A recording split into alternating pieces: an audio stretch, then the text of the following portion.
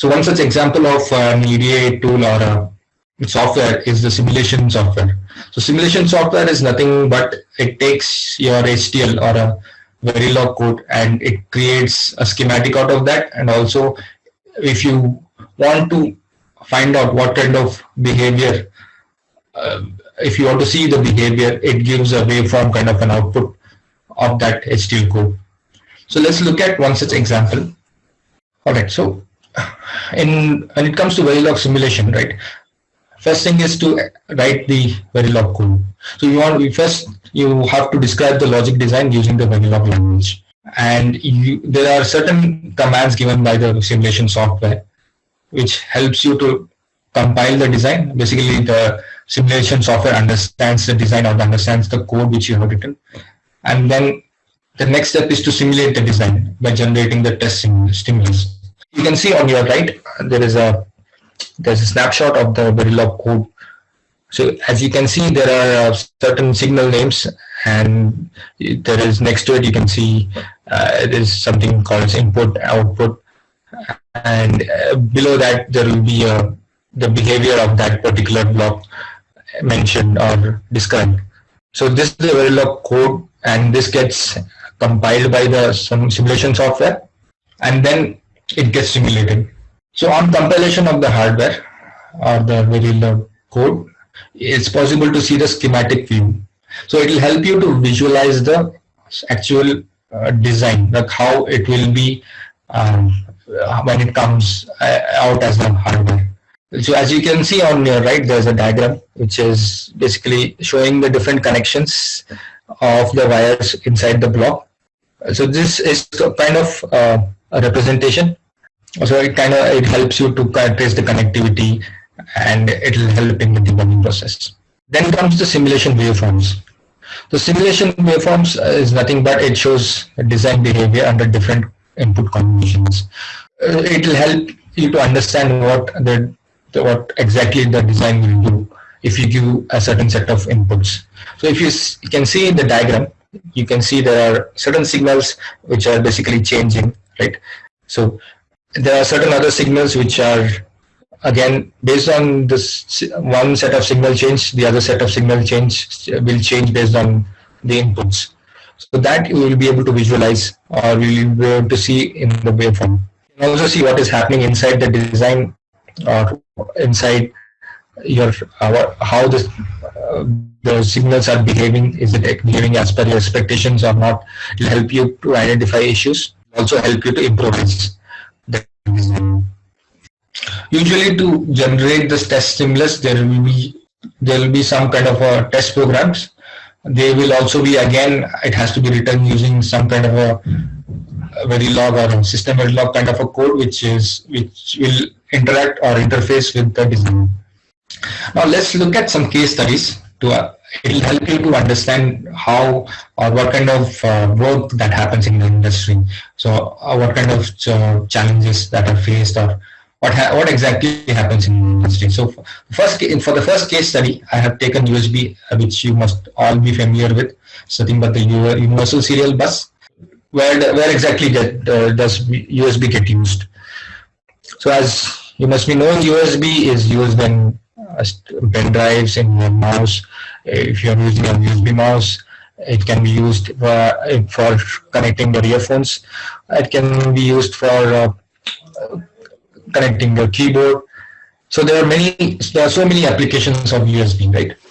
The USB protocol has to support so many set of transfers. So let's look at different kind of transfers the USB supports. The first one is what you have called the interrupt kind of transfer. So this transfer is intended for something like a mouse or a keyboard. So the feature of this kind of transfer is it gives a guaranteed bandwidth, and it is very reliable, and it only transfers a small set of data. As you must have seen, as soon as you connect the mouse to your laptop or a computer, it immediately starts working, and it is very fast, right? But the only thing is that it only transfers a small set of data. The next transfer is the isochronous transfer. So the isochronous transfer is mainly intended for something like a speaker or an audio device. So if you connect a USB speaker you'll see that it is again also very fast, and it immediately connects, right? And then you can see, it can transfer a large set of data. Basically, if you are playing high definition audio, also you can you can listen it, right? So the only thing is that it can be sometimes unreliable, that some bits of data, even if it gets missed or gets corrupted, there is not much difference to the audio quality. So this non-reliable feature is kind of ignored here. The next kind of transfer is called the bulk transfer. This is for mainly used for USBs, USB thumb drives or a hard disk. Here the bandwidth might not be guaranteed. Like if you have ever observed copying a file from a pen drive to your laptop, you will see that the data transfer rate is fluctuating. Like if you enable a tracker, you'll see that there's a fluctuation of the data bandwidth. So that is one of the features of this transfer. It is very reliable. That is, you will never lose data when you transfer using a USB thumb drive. And also it supports large set of transfers. So these three are the different main kinds of transfers supported for different devices. Apart from this, there's another set of transfers which is called the control transfer. So in the control transfer, the bandwidth is guaranteed and it is reliable, and it's usually for small set of transfers. So where is control transfer getting used? So let's say you are connected a new mouse. So it is initially unrecognized, right? So it has to basically identify itself. So in order to identify itself, the mouse has to, or the computer has to send some data to the mouse, and mouse has to send some data to the computer. So the control transfers is mainly used for those kinds of transfers. So when it comes to USB, there are certain terminologies you should know. It's a kind of a host and device kind of a communication that happens in USB. So there is usually a host. Host can be something like a laptop or a computer. And then you have a device, which can be your thumb drive, your mouse. And that communication happens from host and back from device to host. And there is also the OTG, where it can reverse the host and device role. So on your right, you can see a picture of different connections that are present inside the USB. This is a USB Type-C connector. So let's not go into different signals. So mainly what I want you to look at is that minus and plus symbols next to the signals. So if you look at those two sets of symbols on your right, there is D minus and D plus. This is nothing but the differential pairing. So why is differential pairing required? So what happens in the differential pairing? So you have two sets of signals which are basically opposite to each other, right? With this, you'll be able to eliminate some noises, or if there is any glitches in the signal, it'll help you to eliminate that. So let's say that either host is trying to transfer to the device, and device wants to identify what the host is transferring. So with the differential pair, it will be able to exactly identify what. So throughout the USB, there are different versions of USB. So there is USB 2, which is very popular now. You have USB 3, and there is USB 4, which is also coming up. So across USB or different USB versions, the differential pairing is used. So you have another feature of USB is that it is backward compatible. That the previous versions are supported by the current USB versions. And as the time progresses, the speed and the transfer rate increases. So 120 Gbps is according to the standard is supported by USB 3.1. The advantages is that it is portable, it is fast, and it is widely used. And challenges wise, this is where, as a designer, you have a lot of opportunities, which is that protocol compliance. Protocol is extensively specified. That is, if you want to create a USB device, you need to comply with the protocol, and it has to be compatible with different kinds of devices, and it has to be backward compatible, and you need to also deal with the electrical issues. As a designer, you have to ensure this will be the challenge, or this will be the kind of work that happens, or you need to deal with this in the industry. The next case study is the system on a chip. So in the previous case study, you looked at a subsystem or an IP. So different IPs or subsystems are used inside a system on a chip. So a system on a chip has different multiple blocks, and the necessary functions of that system are present in that block. So basically, let's say where is a system on chip used? So you can think of a smartphone in this case. So in a smartphone is usually very compact, right? It supports a lot of features, like it supports multimedia, it has different kinds of sensors, it has a camera, it has LCD. All these are supported in a very small area, right? So this is where a system on a chip is useful. So the case study which we saw in the previous slide, the USB can be a subsystem of this SoC.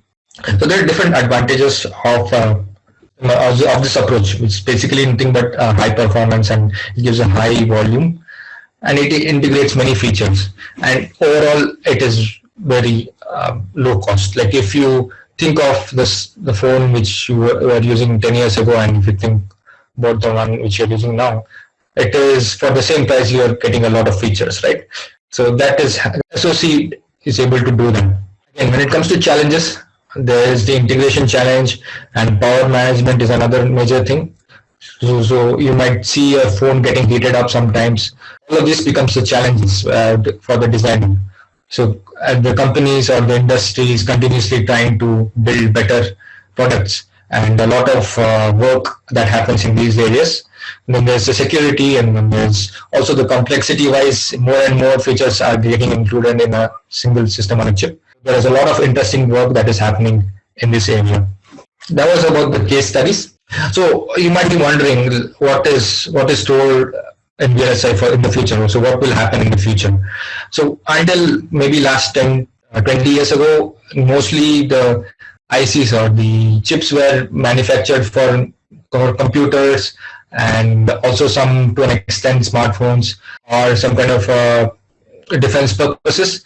But over the last 10 years, there are a lot of new emerging technologies like Internet of Things, artificial intelligence, virtual reality, self-driving cars, wearable devices like your smart glasses.